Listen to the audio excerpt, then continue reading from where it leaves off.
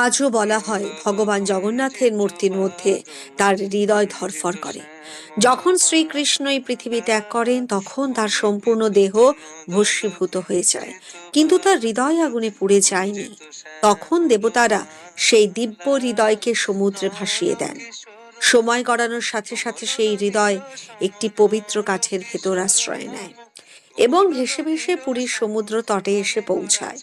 ঠিক সেই সময় ভগবান স্বপ্নে রাজা ইন্দ্রদুম্নকে সংকেত দেন যে সমুদ্র তীরে একটি দিব্য কাঠ পাওয়া যাবে, যার মধ্যে তার হৃদয় সুরক্ষিত রয়েছে। রাজা সেখানে গিয়ে সেই কাঠটি দেখলেন, যার উপর শঙ্খ, চক্র ও গদার চিহ্ন আঁকা ছিল। তিনি চিন্তায় পড়ে গেলেন, এখন এই কাঠ দিয়ে মূর্তি কে তৈরি করবে? ঠিক তখনই সেখানে এক বৃদ্ধ কারিগর এসে বললেন, আমি মূর্তি বানিয়ে দেব, তবে একটি শর্ত আছে। যতদিন আমার কাজ শেষ না হবে ততদিন কেউ আমাকে দেখতে পারবে না। রাজা সেই শর্ত মেনে নিলেন। একটি বন্ধ কক্ষে মূর্তি নির্মাণের কাজ শুরু হলো। আসলে সেই কারিগর ছিলেন স্বয়ং ভগবান বিশ্বকর্মা।